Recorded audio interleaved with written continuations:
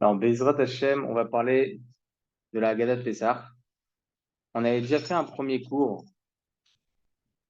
moitié Haggadah, moitié Halakha.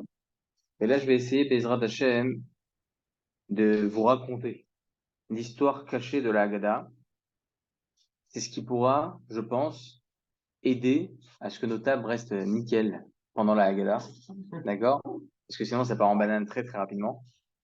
Donc, comment on fait pour que Bezrat Hashem, on puisse raconter et qu'à la fin du Seder, c'est ce que vous avez dit la semaine dernière, à la fin du Seder, on se dise, ah, pour une fois, j'ai réussi.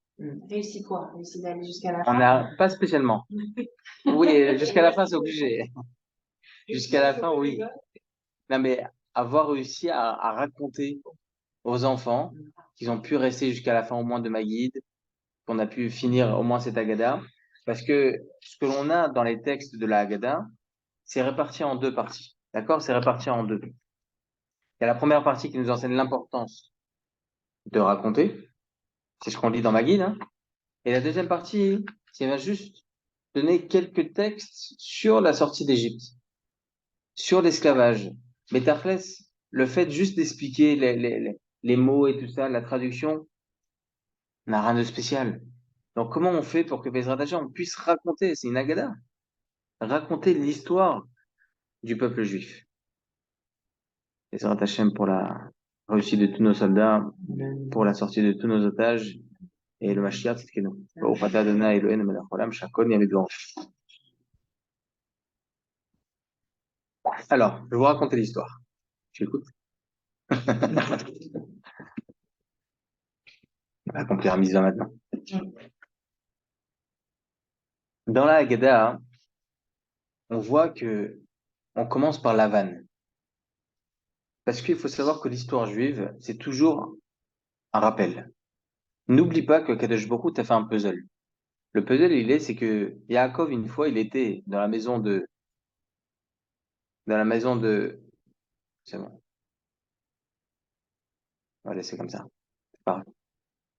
Dans la maison de Lavan, il s'avère que, une fois, Lavan essaie de l'amadouer et essaie de le faire tomber. Et de là a commencé toute la péripétie du peuple juif, parce qu'ils ont eu les 12 tribus. Yaakov Avinu, il a eu les 12 tribus. Dans ces 12, eh bien, il y a eu Yosef qui a dû descendre en Égypte, etc., etc. C'est pour ça que la Haggadah commence par la vanne. Et on voit que lorsque le Ham Israël il est descendu en Égypte, on était bimtemeat. On était très peu. La Haggadah nous le dit. On était peu. On n'était pas beaucoup. On était 70 néphachot. En tout. 70 personnes. Lorsque Jacob il est descendu en Égypte pour rejoindre Yosef, parce qu'il y avait la famine, etc., ils étaient 70. Et on s'est retrouvé à plus de 600 000. Après combien de temps? À peu près 150 ans. 210 ans d'esclavage Bessachakol. D'accord? 210 ans d'esclavage. À partir du moment où Yaakov Avinu est descendu, 210 ans. Donc, en 210 ans, faire 600 000, c'est un vrai miracle. Donc, qu'est-ce qui s'est passé? Et c'est justement ça que la Haggadah vient nous apprendre. Bimte Me'at. On n'était pas beaucoup. Comment c'est passé? Là, il faut expliquer. Il y avait deux sages-femmes. Deux sages-femmes. Comment tu vas? Bon, Hachem.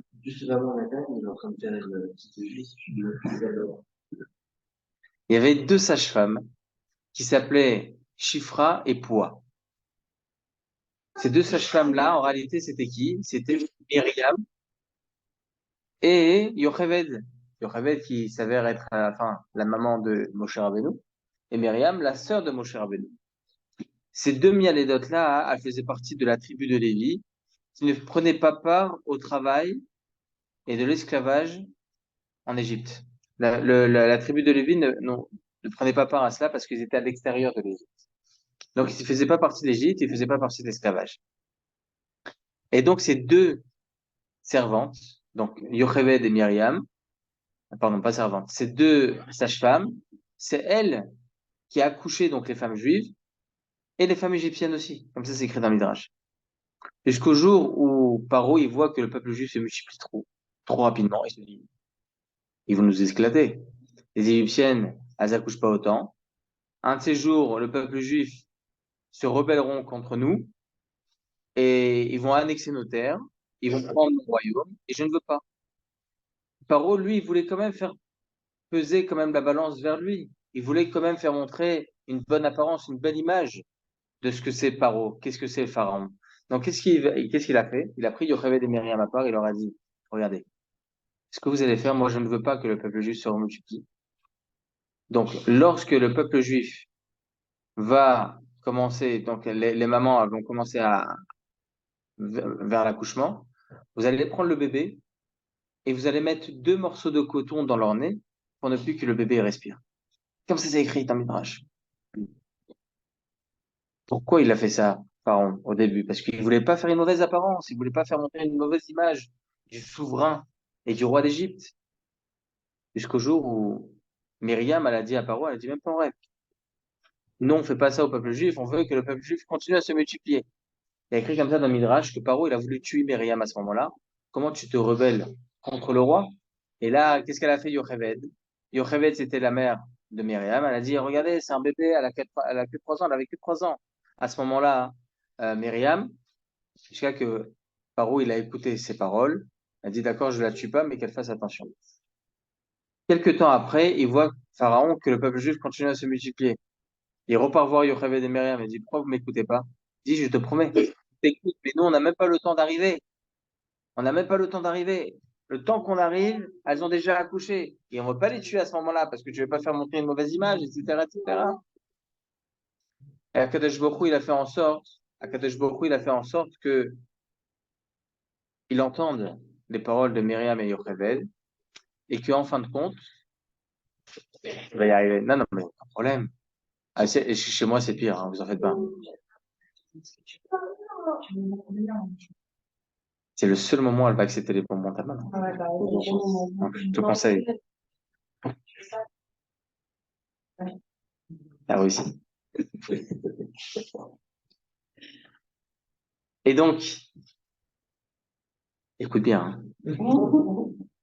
Et donc, Paro, il dit à Yocheved, il lui dit, regarde, j'ai pas d'autre choix. Chaque bébé qui va naître, je serai obligé de le tuer, je serai obligé de le mettre dans le Nil, parce que je ne veux pas que le peuple juif se multiplie. Tu vas faire croire à tout le monde que parce que j'ai la lèpre, donc j'ai besoin du sang de bébé. Ah, mais pourquoi tu fais pas ça aux Égyptiens, etc. Jusqu'à qu'il s'est avéré en réalité que le peuple juif, il avait compris l'entourloupe de Pharaon. Et dans toutes les maisons juives, il y a eu comme un parchemin qui est arrivé dans chaque maison. Chaque bébé qui naîtra, on le jettera dans le Nil. Donc, ou bien vous faites des bébés, ou bien vous divorcez. Comme ça, c'est écrit dans Midrash. Et là, qu'est-ce qu'il a fait Amram? Le mari de Yocheved, le Gadolador, c'était le Gadolador. Il a dit à sa femme, il a dit, ma femme, on est obligé de divorcer. On peut pas faire un pikuach nefesh. C'est un danger de mort. Pikuach nefesh. Il a divorcé. Et étant donné que le peuple juif allait selon Amram, qui était le Gadolador, tout le monde l'a suivi. Et en fin de compte, tout le monde a divorcé. Myriam, elle est partie voir son père. Elle avait 3 ans. Il dit, papa, Pharaon, il veut tuer que les garçons. Toi, tu veux tuer aussi les filles. Tu veux tuer aussi les filles. Parce que tu fais en sorte que tu ne veuilles pas que ta femme accouche. Et peut-être que l'accouchement, il s'avère que c'est une fille. Et là, Amram, il a dit, tu as raison. Elle avait une prophétie, Myriam. Qu'est-ce qu'il a fait? Au bout de quelque temps, il a remarié sa femme. Elle a écrit que le mariage était extraordinaire parce que le Gadolader qui se mariait. Donc tout le monde est venu. Aaron, le, le fils aussi de Yocheved, Aaron à Cohen en fin de compte, il avait que 2 ans. Myriam, elle avait 3 ans. Elle a écrit comme ça qui dansaient à côté de leurs parents au moment du mariage. Ils sont venus à quoi exactement? Au mariage. Ouais, c'est David Divorcé, alors ils se remariés. Ils se sont remariés. Et étant donné qu'ils se sont remariés, il y a écrit comme ça qu'ils ont fait un très très beau mariage parce que le Gadol adore. C'est écrit comme ça dans le Midrash. Et les enfants de Yocheved sont partis danser à côté de leurs parents. Et Myriam, elle savait que de cette union allait sortir le Moshiach chez Israël, allait sortir le délivreur du Ham Israël, du peuple juif. Et c'est ça qui est extraordinaire. Parce que de là commence, en réalité, toute l'histoire du peuple juif. Toute la délivrance du peuple juif et en réalité toute l'histoire du peuple juif parce que c'est à ce moment-là, bien des années plus tard, bien quelques temps plus tard qu'on va recevoir la Torah. Yocheved, elle tombe enceinte directement. Et elle savait, Myriam, que dans le ventre de sa maman, c'était un garçon. Elle dit à sa mère, elle dit, maman, c'est un garçon, mais c'est pas n'importe quel garçon. Elle avait la prophétie. Elle a dit aussi ça à son père. Elle dit, c'est un garçon, mais c'est pas n'importe quel garçon, ça va être celui qui va délivrer le peuple juif. Il la croyait, Abraham. Il la croyait. Myriam, c'était l'aîné? Myriam, c'était l'aînée. Elle avait 3 ans, non, elle avait 5 ans, en fin de compte, quand il est né Moshe, 5 ans et 2 ans Aaron. Et alors Yocheved elle se demande comment on va faire. Kadesh Baruch Hu, il a fait en sorte que le bébé il naisse prématuré, à l'âge de 6 mois. Les Égyptiens, ils allaient voir dans chaque maison quand est-ce qu'une femme elle allait accoucher. Et ils vérifiaient qu'il allait accoucher à peu près telle date au bout de 9 mois. Donc, ils savaient, les Égyptiens, que c'était pas le moment. Donc, ils sont pas venus chercher et vérifier il était où Moshe, ce petit bébé. D'accord? Et lorsqu'à 6 mois, elle accouche, elle a l'honneur de pouvoir allaiter son bébé pendant 3 mois. Et au bout de 3 mois, elle se dit, comment je vais faire? Il est écrit dans le Midrash que des sorciers de Pharaon, ils savaient que le délivreur du Ham Israël allait sortir du peuple juif. D'où la raison pour laquelle aussi Pharaon souhaitait tuer les premiers-nés et les garçons spécialement. Elle savait cela, Yocheved. Elle savait que, en fin de compte, c'était la raison pour laquelle Pharaon souhaitait tuer les garçons. Qu'est-ce qu'elle a fait? Juste pour un bébé. Juste pour un bébé. Tuer tout le monde. Regardez ce qu'elle a fait, Yocheved. Qu'est-ce qu'elle a fait, Yocheved? Elle a fait en sorte, premièrement, Le jaune. toutes les couleurs. Elle a dit jaune. Non, Adam, Milan. Non, mais je crois qu'il est là, comme ça, Adam. Ah, d'accord. Mais c'est ce qu'il faut faire pendant le CEDER, hein, vous savez. Là, on est en train de faire vraiment le CEDER. C'est ce qu'il faut faire pendant le CEDER pour justement qu'ils écoutent. Qu'ils écoutent, surtout qu'on ne savent pas. Ah, exactement. Et je prends sur moi énormément. Pas quand on sort tout à l'heure, vous vous énervez. Non, non, non.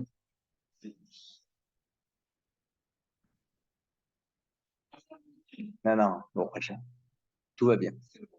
Donc, qu'est-ce qu'elle a fait, Yocheved?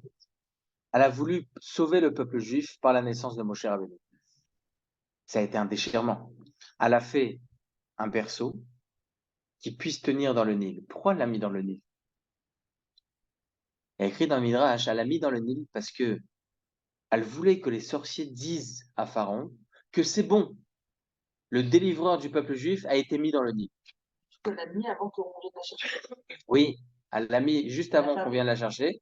Elle l'a mis dans le Nil pour quelle raison? Parce que pour que les sorciers disent à Pharaon, c'est bon, le délivreur du peuple juif a été mis dans le Nil. Et grâce à cela, il allait arrêter sa xéra, Pharaon.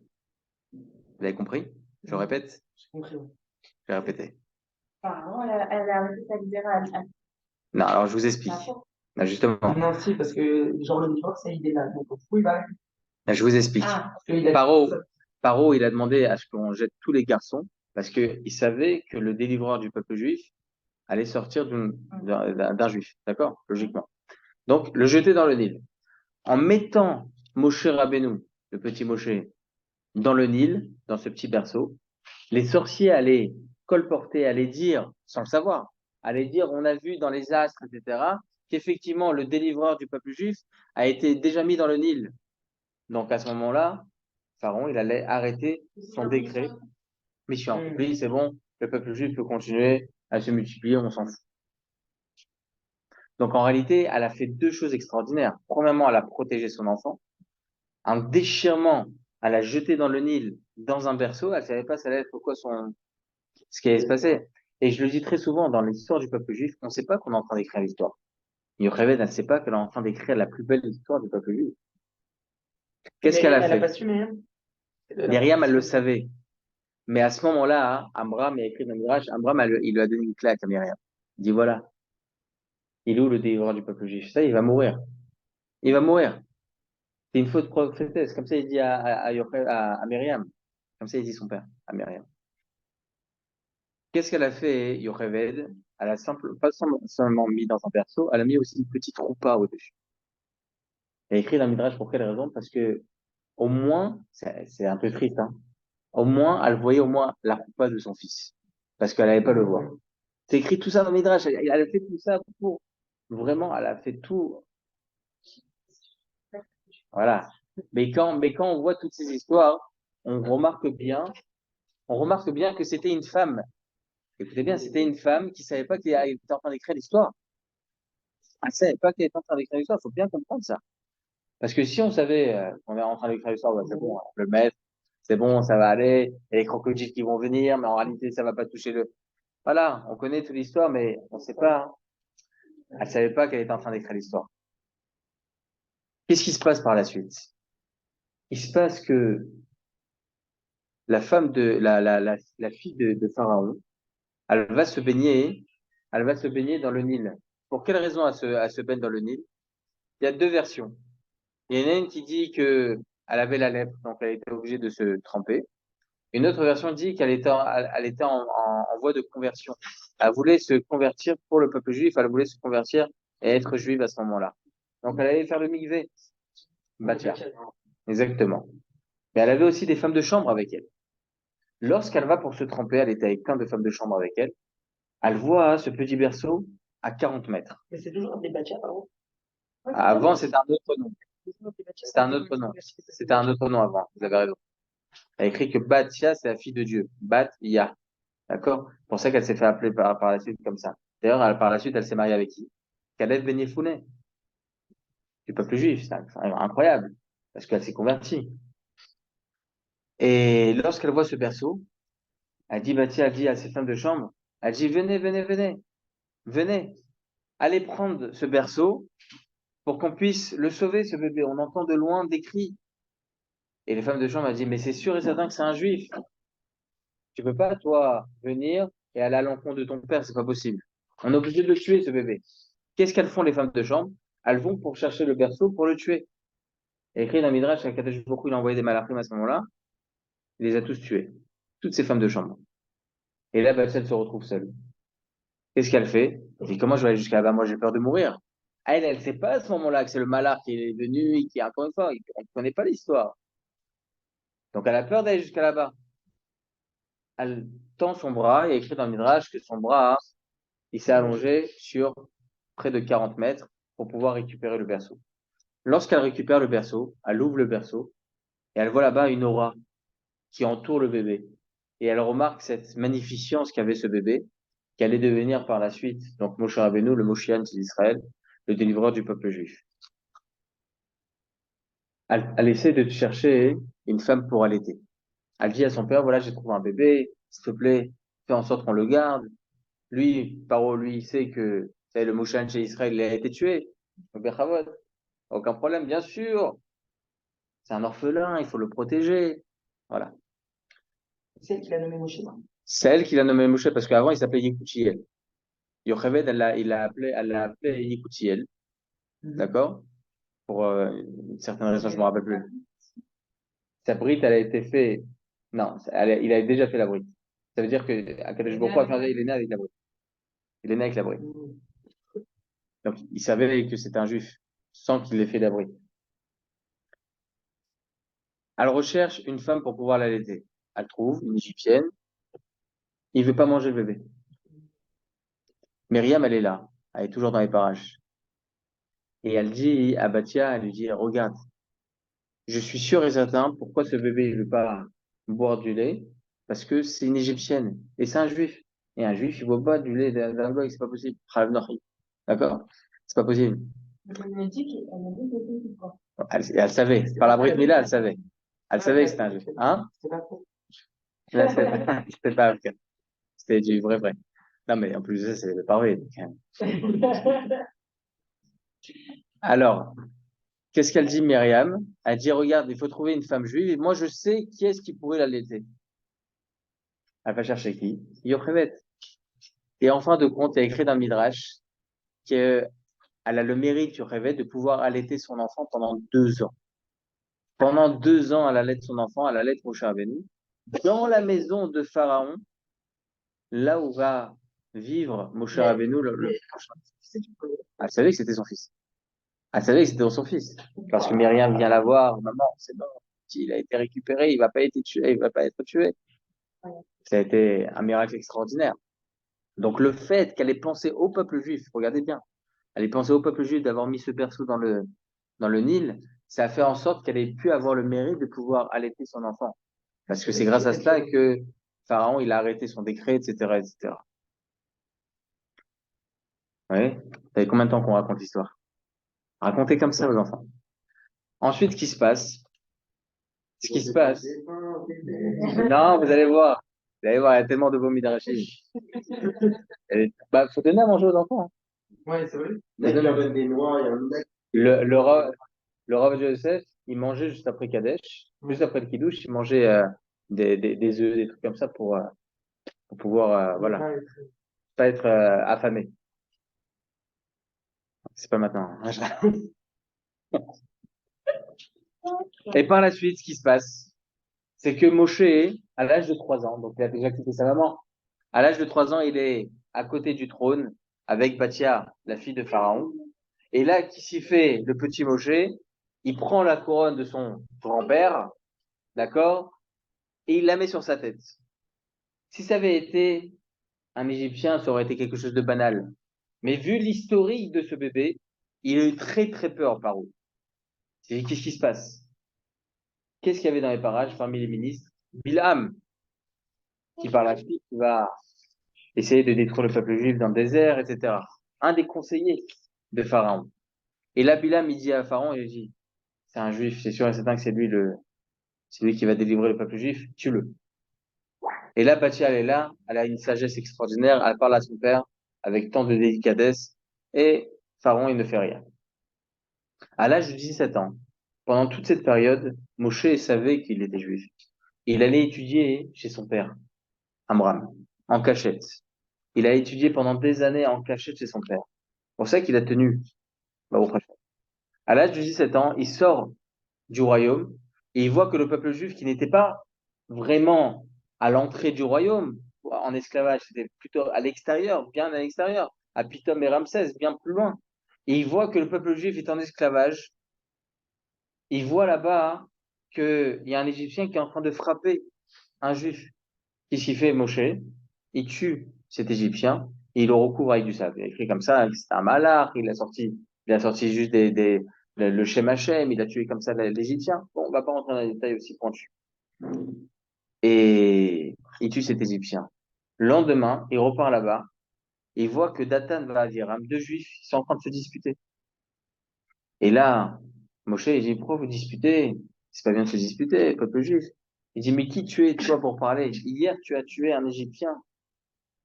Et tu veux, toi, donner justice? Et là, il a eu très, très peur, Moshe. Il dit, on va me colporter. C'est ce qu'ils ont fait. Dathan va à Aviram, ils sont partis voir directement Paro. Ils lui ont dit, Moshe, ton soi-disant fils, il a tué un Égyptien hier. Il y a écrit dans le Midrash que Moshe il était déjà revenu au royaume. Et il était déjà revenu au royaume. Lorsqu'il a entendu que Dathan et Aviram sont venus le colporter, il a eu très peur. À ce moment-là, Paro, il a dit, il doit être mis à mort. Tous les ministres, ils étaient à côté. Ils n'ont rien fait. Le Midrash nous apprend qu'en réalité, à ce moment-là, Kadesh Baruch Hu, il a fait un miracle. Il les a mis sourds. Ils sont tous devenus sourds. Tous les ministres sont devenus sourds. Un autre Midrash nous apprend que non, ils sont pas devenus sourds. Ils ont voulu mettre en application le décret de Pharaon. Et là, Kadesh Baruch Hu, il a fait descendre un malach qui était de la même image que Moshe Rabbeinu. Ils l'ont attrapé à lui. Entre-temps, donc, Moshe Rabbeinu, lui, qu'est-ce qu'il fait? Moshe, qu'est-ce qu'il fait? Il sort de Mitzrayim, il sort d'Égypte. Et il se retrouve dans le désert face à une contrée qui s'appelait Couche, la ville de Couche. Parce qu'il faut savoir qu'il a rencontré sa future que bien des années plus tard, que 57 ans plus tard. Pour quelle raison? Je vous explique ce qui s'est passé derrière l'histoire. Oui, c'était des Noirs. Oui, c'était vraiment des Noirs parce que même Tsipora, il y a écrit comme ça qu'elle était Couchite, Isha Couchite. D'accord? Donc, Moshe se retrouve face à une armée qui était aux portes de cette ville incroyable qui s'appelait Couche. Et il remarque qu'en réalité, c'était tous les soldats et le souverain de Couche qui étaient à l'extérieur. Moshe, il se demande qu'est-ce qui se passe. Il dit, il y a là-bas Bilham. Bilham, il nous a annexé notre terre, il nous a pris en otage nos femmes et nos enfants. Et on peut plus rentrer. Il y a les murailles, on peut pas rentrer. Il a même fait une porte inaccessible. Pourquoi? Parce qu'il a mis là-bas un bassin qui faisait plusieurs dizaines de mètres qu'avec des serpents. Impossible de rentrer là-bas. Qu'est-ce qu'on fait? Il essaie de rentrer par tous les moyens. Pendant 9 ans. Entre-temps, Moshe, il a été non seulement accepté par les soldats et par le souverain, mais aussi, étant donné qu'il avait un règne incroyable, Moshe Rabbeinu, il était grand, beau, fort. Il avait aussi vraiment un règne, une grâce comme ça qui sortait de lui. Il l'a pris en tant que sous-souverain, le souverain. Au bout de 9 ans, le souverain, il meurt.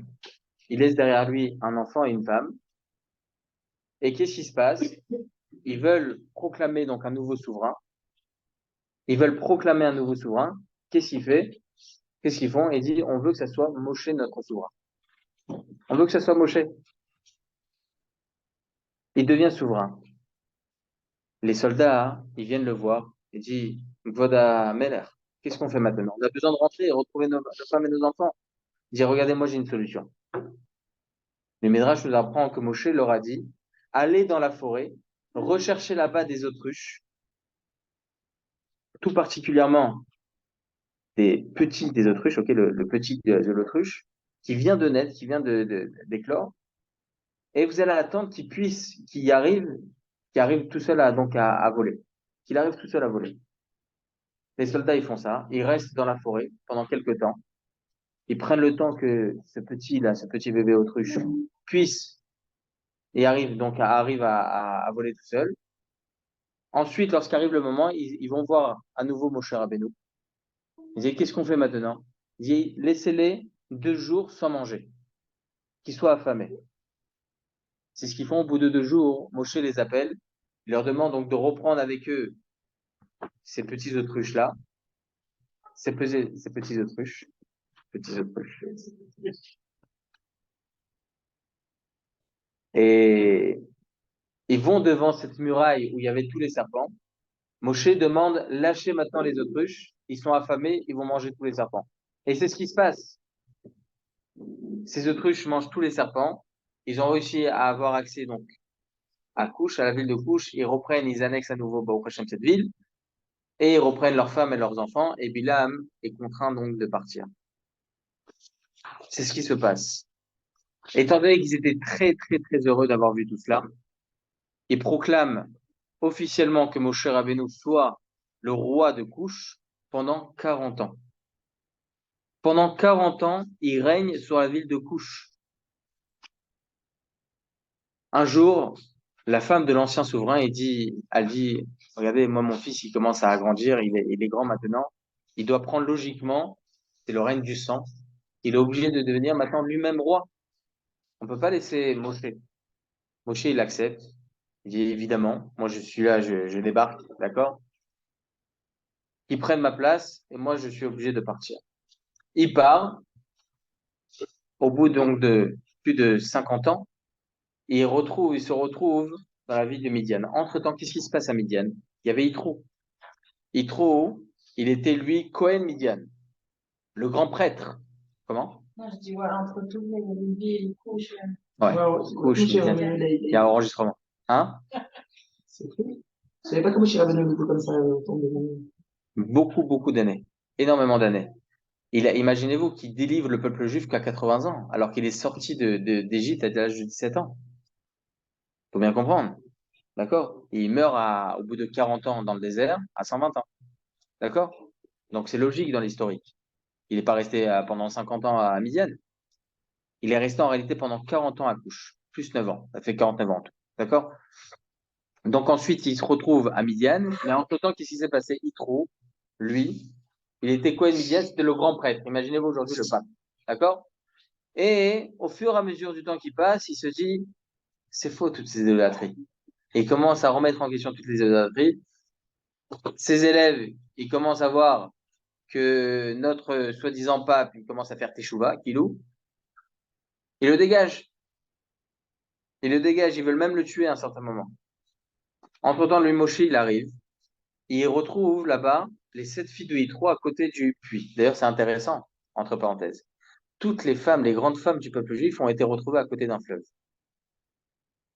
Rivka, elle a été retrouvée par Eliezer pour être admise dans la maison de Abraham en tant que femme de Yitzhak devant un puits. Parce que le puits, il est monté vers elle, elle a donné à boire à Eliezer. On connaît toute l'histoire. Rachel Imenu, elle a été retrouvée aussi à côté du puits. Yaakov, il a pris la pierre avec un doigt, la grosse lasse comme ça, à côté du puits. D'accord? Pour quelle raison? Parce que En Maïm est la Torah. Parce que la Torah, elle peut venir que à partir d'une rivière, à partir d'une source d'eau. Et c'est ce qui est passé, c'est ce qui s'est passé d'ailleurs avec Tzipora et Moshe Rabbeinu. D'accord? Donc Moshe, il retrouve il trouve sa future face au puits. Et là-bas, il y a des bergers qui veulent tuer et faire du mal aux filles de Yitro. C'est Hein? la couche là. Non, c'est à midi maintenant, on arrive à oui. midi. Je vais vous donner Waze. C'est ça, je veux bien le Mitzraïm, Couche, Midian. D'accord? Mitzraïm, Couche, Midian. Il y a 3 villes, ça raconte. D'accord? Et donc, ils veulent tuer des filles de Yitro, parce que voilà, on sait ce qui s'est passé avec le père, etc. Et Moshe, il vient, bon, Hachem, il arrive à les sauver. Il sauve les 7 filles. Les 7 filles de Yitro, ils vont voir leur père. Ils disent, voilà, il y a un certain monsieur qui est venu nous aider, il nous a sauvés. Et il demande à ce que Moshe, il vienne. Moshe, il vient. Il lui pose quelques questions. Il s'avère qu'en réalité, c'était l'ancien prince d'Égypte, mais aussi l'ancien souverain de Couche. Donc, il a très, très peur avec cet homme-là. Il se dit, ça doit être un émissaire de quelque chose et tout. Il a très peur. Et il dit, je veux le mettre en prison. Il le met en prison pendant 1 an.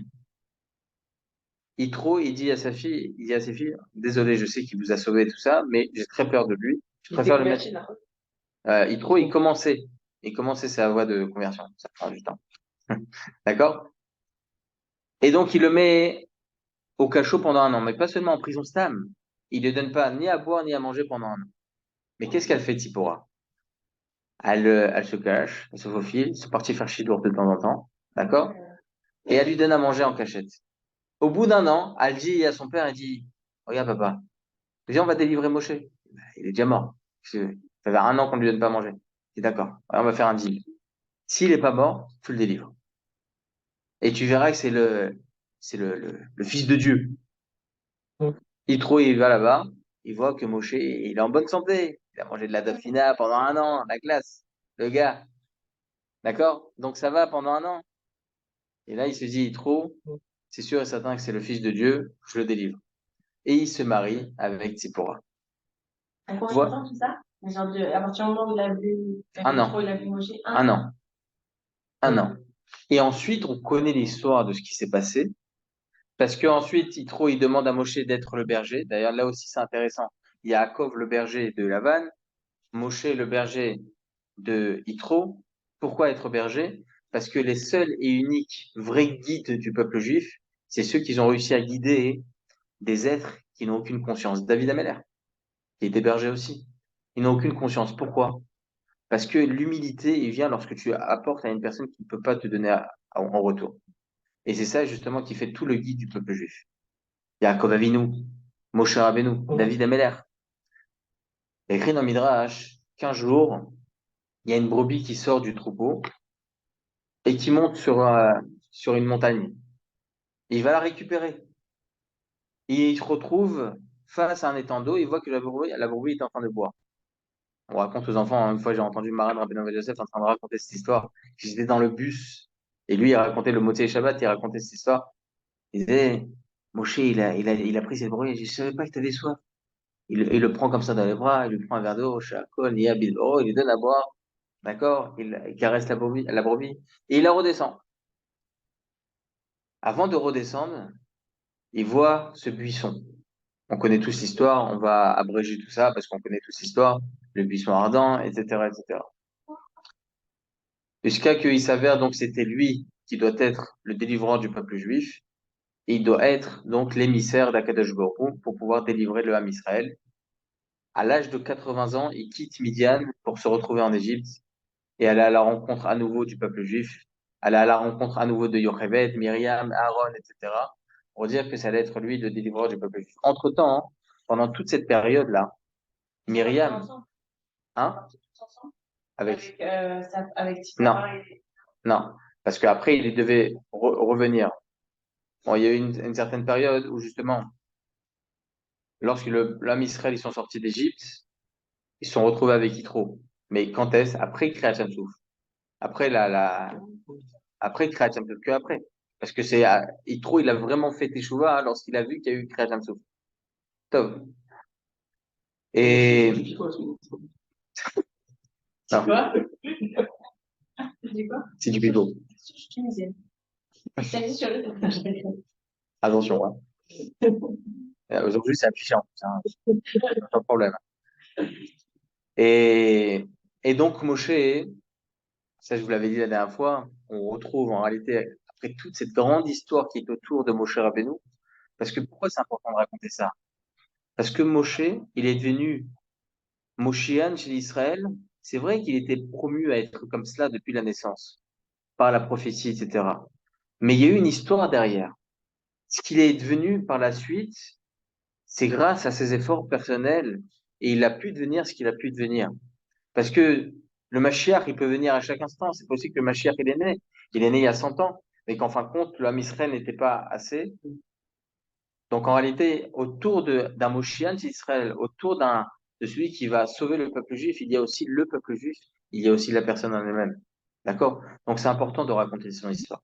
Moshe, il est devenu ce qu'il est devenu grâce à lui. D'accord?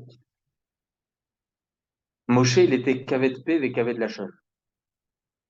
Il bégayait. Ça, je le raconte très souvent, ce midrash, très intéressant, parce que non seulement il bégayait, c'est qu'il n'arrivait même pas à prononcer certaines lettres. Et Akadosh Baruch Hu, il demande à Moshe de se retrouver à côté, à côté du Nil pour retrouver là-bas Pharaon à 3 heures du matin. Pourquoi? Ça, je l'avais raconté la dernière fois. Parce que Paro descendait dans le Nil pour faire ses besoins. Parce qu'il se disait, lui, le Dieu. Et donc, le Dieu, lui, il va pas aux toilettes, hein. D'accord? Rien. Il va pas aux toilettes. Et donc, à 3 heures du matin, il descend vers le Netzahama, il descend pour aller dans le Nil, soi-disant, et pour lâcher ce qu'il faut lâcher. D'accord? C'est comme ça, c'est écrit dans Midrash. La Sot Rachav. Et lorsque Moshe, il arrive, à 3 heures du matin, sur les escaliers qui descendaient vers le Nil, là, Pharaon, il voit noir. C'est qui s'y fout là, lui? Et là, Moshe Rabbeinu, il commence à lui parler, mais n'oublions pas qu'il bégaye. Et lui, il en peut plus. D'accord? Lui, il en peut plus. Paro, il a envie de la toilette. Mais lui, il bégaye, Moshe. N'oublions pas. Il bégaye. Alors, Joseph, une fois, il a raconté comme ça l'histoire, et il disait que comme ça, il faut raconter aux enfants. C'est rigolo.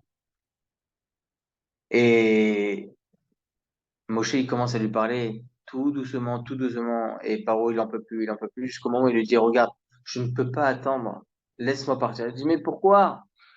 Il dit, je te le dis, mais il ne le dit à personne, je suis obligé d'aller aux toilettes. Bechavot, vas-y, il fallait me le dire plus tôt.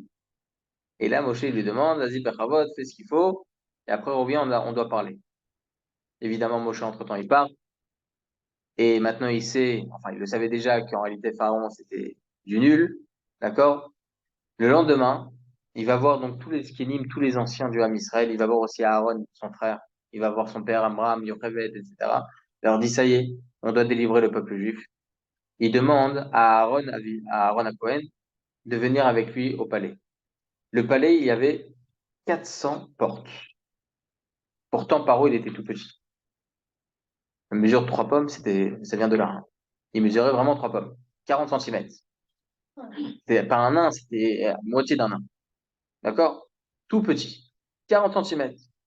Pourquoi il y avait 400 portes? Parce qu'en général, lorsqu'une personne n'a pas besoin de se justifier de quelque chose, pas besoin On a une porte, nous, c'est suffisant. Par exemple, vous alliez à l'époque chez Rav Kanevsky, c'était une ruine le truc. Chez Rav Steinemann, c'était une ruine. Ce sont des grands hommes qui n'ont pas besoin de se justifier de leur grandeur. Lui, c'était un petit homme qui avait besoin de se justifier de sa grandeur. Donc, il avait 400 portes. Et sur chacune des portes, il y avait des gardes. C'était qui ces gardes? Des lions. Des lions. Qui s'étaient attachés avec des chaînes. Lorsque Moshe arrive, c'était comme des petits toutous. Ils sont venus, ils se sont prosternés les lions, et ils ont laissé passer. Lorsqu'ils sont rentrés, Paro, il a eu peur. Il dit, qu'est-ce que vous faites là? Rentrez, c'est chez moi ici, non? C'est chez moi. Il dit, mais comment vous êtes rentrés? Il y a des lions. Il dit, ah, les petits chiens. Venez, venez. Il dit, allez, venez. Les petits chiens, venez. Il commence à rentrer les lions. Paro, il a très, très peur. Il a écrit dans le Midrash qu'il fait sur lui à ce moment-là. Pourquoi c'est important ce Midrash? Parce que là, tous les ministres qui étaient autour, ils ont compris qu'en réalité, c'était du fou. Par la suite, il y a écrit qu'il y a même des rats qui sont venus et qui l'ont mordu de partout à Paro. Et là, il a commencé à crier et tout l'Égypte, par miracle, tout l'Égypte a entendu les cris de Paro. Et là, donc, il s'est complètement décrédibilisé. L'histoire doit être racontée de cette façon. C'est que le début. Après, il y a les diplés. Comment raconter les diplés? C'est très important aussi de savoir comment raconter les diplés. Bezrat Hashem, ce sera un autre chiot. C'était avant. Tout ça, c'était avant. C'était avant les diplés. Donc, il y a toute une histoire derrière qui est très importante. Vraiment très importante. Lorsqu'on raconte comme ça à nos enfants, non seulement on leur raconte l'histoire de la sortie d'Égypte, mais on fait en sorte qu'ils restent assis. D'accord? Lorsque vous arrivez au là, là, ce que vous allez lire, regardez. Moi, j'ai rapporté une Agada. Au début, les premiers passages, c'est l'importance de raconter l'histoire. Donc, c'est un énoncé. Et ça, tout ça, il faut lire. Maaseh Berabbi Eliezer. Oui, ça, vous pouvez le lire en hébreu, mais sans spécialement raconter. Là, il n'y a rien à raconter. Là, il n'y a rien à raconter. C'est juste pour dire l'importance de raconter la sortie d'Égypte. Maaseh Berabbi Eliezer vers Betafon, Shayom Isuvim Bivnei Brak, mais ça pris Beyitziat Misraïm, Koloto Alayla. Ensuite, la deuxième partie, c'est de dire que sache que sur ta table, c'est possible il y a des enfants qui sont moins dans la Torah que d'autres. C'est possible que tu as des personnes qui sont moins dans la Torah que d'autres. On a de tout. Ça, j'avais dit la dernière fois que Tzibour, le mot Tzibour, c'est la lettre Tzadik, Yud, Bet, Vavresh. C'est quoi Tzadik? Un Tzadik. Bet, c'est Benoni, Veracha. Et au milieu, il y a Kadosh Baruch Hu. Dans un Tzibour, il y a tout. Un Tzibour, il y a tout. Il faut bien comprendre que le Ham Israël, il est fait comme ça, il est composé comme ça. Donc, Tam, Racha, Chacham, Shenoyod Alishol, ça, c'est juste des énoncés. Sache comment raconter à chacun. La façon à laquelle je vous ai raconté maintenant, hein, la façon à laquelle on raconte en général à des enfants, mais ça peut être apprécié aussi à bien d'autres personnes. Parce qu'on aime l'histoire du peuple juif. On aime la raconter, l'histoire, avec des midrashim qui sont inconnus. Ça, c'est intéressant. Lorsqu'on voit que, à la sortie d'Égypte, lorsque Kriyat Souk, lorsqu'il y a eu la séparation de la mer, selon certains, il y a eu 400 miracles à ce moment-là. 400 plaies, pardon, 400 plaies. C'est quoi ces 400 plaies? Et il y avait autant de miracles. Je vais raconter la dernière fois que lorsqu'il y a eu la séparation de la mer, hein, ils n'avaient pas de quoi manger. Comment ils faisaient pour manger? Il y a eu des arbres qui ont poussé, des arbres fruitiers qui ont poussé. Et ils ont même posé la question à Moshe Rabbeinu, est-ce qu'il faut faire la bracha ou pas sur ces fruits? Parce ils ont poussé avec miracle. On ne fait pas de bracha il y a quelque chose qui sort avec un miracle. D'accord? Donc, c'est très intéressant, tout ce qu'il y a autour, plein de midrashim. On n'a pas toujours le temps de tout préparer. Donc, on prépare l'histoire. Pas besoin de rentrer dans trop de détails. Et ça, c'est l'histoire importante. Donc, ça, c'est la première partie. Donc, on était Ovda Vodazara. On était idolâtre. Comment on était idolâtre? Eh bien, on était idolâtre parce qu'il ne faut pas oublier qu'on était en Égypte à cause de qui?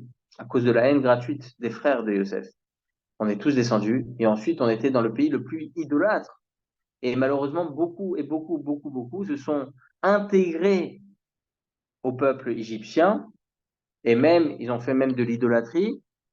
Mais comment on a été protégé? On a été protégé grâce au fait qu'on a gardé notre langue, on a gardé nos habits, et on a gardé, voilà, notre comportement, le comportement du juif. Comme ça, c'est écrit dans le Midrash.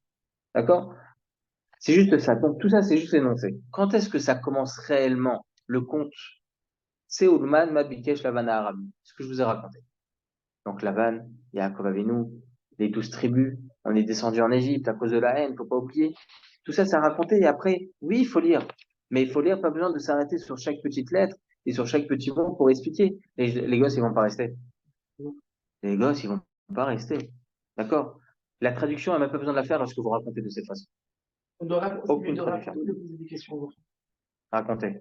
Ouais, bah, ça dépend de chaque enfant. Vous avez des enfants qui préfèrent écouter. Je vous assure, lorsque vous allez vous arrivez au GAN et vous voyez 30 gosses qui sont assis en train d'écouter la Morah, je vous assure, ils posent pas de questions, hein. Ils racontent. Ils racontent. C'est que comme ça. Voilà comment il faut raconter. Et ensuite, Bezrat Hashem, il y a les diplés. Expliquer les diplés. Mais c'est tellement magnifique, tous les midrashim qu'il y a sur les diplés. Bezrat Hashem, on en parlera dans d'autres shiurim. Est-ce qu'il y a des questions? Mesdames, j'ai voulu faire vraiment sur la Haggadah parce que c'est vraiment la mitzvah de Pessah. Et c'est dommage de faire autant de ménages, etc., etc., et qu'à la fin, il n'y a rien. D'accord? Donc, voilà donc l'importance de cela. Est-ce qu'il y a des questions?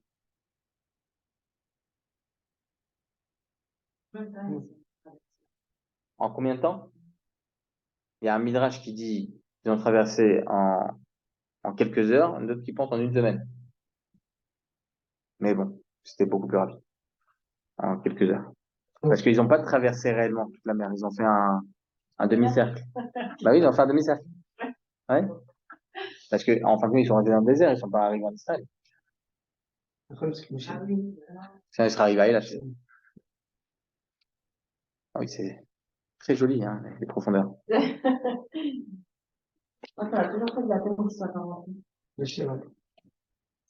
Mais vous savez, la pire chose, ça, je sais pas, je crois que vous étiez au Shiur quand j'ai donné ça. Il y avait une chose qui manquait pour que Moshe Rabbeinu y rentre. Et ça aurait aidé. Oui, mais qu'est-ce qui manquait à ce moment-là? Lui, il avait prié. Mais si le peuple juif, au lieu de regarder Moshe et dire, oh, miskin, au lieu de dire ça, ils avaient prié, c'est vrai. Waouh, je viens le remettre. Ah, fond, je donne tout de suite un autre jour. Et la pchicha, alors, la pchicha. La pchicha, alors. Ça me perturbe. Parce qu'on dit justement, il faut prier, et il faut avoir beaucoup de. Quand on prie des C'est tout, hein, c'est tout. les prières, elles sont entendues et tout, mais là, il lui a carrément dit, arrête de prier. Ouais. Mais le Ham Israël, il n'a rien foutu. Ils sont restés en train de dire, miskin. Mais du coup aussi parce que le fait que la première fois, il a inventé des étapes avant, Oui. il les a cassés.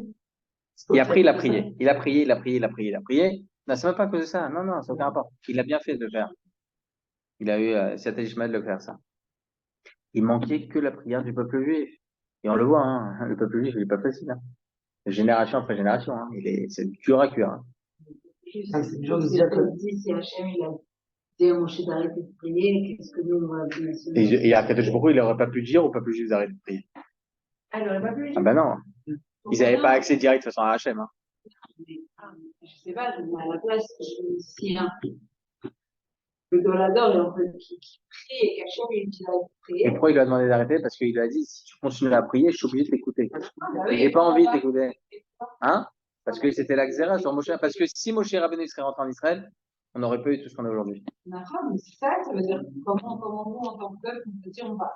Hachem, il a décrété, Moshe Rabbeinu ne peut pas changer ça, nous, on va. Parce que le Ham Israël, il est plus fort que tout. Le peuple juif, il est plus fort que tout. Akadosh Baruch Hu peut tout changer. Juste par la prière d'un juif. Je sais pas, il a pas revenu les Ah, ça, il m'a saoulé, là, ça. Un petit peu. Peut-être que ça n'a pas été le fait qu'il a pris des excellents du peuple aussi. Mais évidemment, mais il a prié. Oui, mais peut-être le fait qu'il ait pris pour le peuple. Mais vous vous rendez compte, c'est ça le pire pour le peuple juif. C'est ce qu'on doit apprendre. Mais c'est pas ça. C'est qu'il a prié pour plaider le peuple juif pour ne pas qu'il soit détruit. Au point, il a dit à Kadosh Baruch Hu, je ne veux même pas, si mon nom dans toute la Torah, je ne la veux pas, mon nom, mais au moins pardonne le peuple juif. Il s'est pris plein la tronche. Hein? Ça, toute sa vie, c'était pour le peuple juif. Oui. Et qu'est-ce que dit le Ham Israël lorsqu'ils ont dit, ah, c'est bon, il a réussi à prier pour nous. Mais Miskin, lui, il peut pas rentrer. Ah là, prie toi aussi. Bon, on y était, hein. Et si pour elle, elle est rentrée avec lui. Où ça? Ah, je sais pas, c'est intéressant. Je sais pas. Non. Je crois que c'est pour elle, Neftera avant. C'était avant qu'il. Je crois. Avant que je sois Il n'y a là. que quelques-uns qui sont rentrés, qui restaient depuis la sortie d'Égypte. Comment ils s'appellent déjà les enfants de Charles? Il y avait. Non, Nadav et Abihu, c'est de Aaron. Bah, Pérez, c'est. Mince, Non. j'ai oublié. Il y en avait deux, Nahon. Deux enfants. Ah mince, j'ai oublié. Avec toute l'histoire que je lui ai racontée, j'ai oublié. Ouais, pareil, tous les trucs prochains. Oh là là. Oui, c'est Rosh Chodesh. Mazak.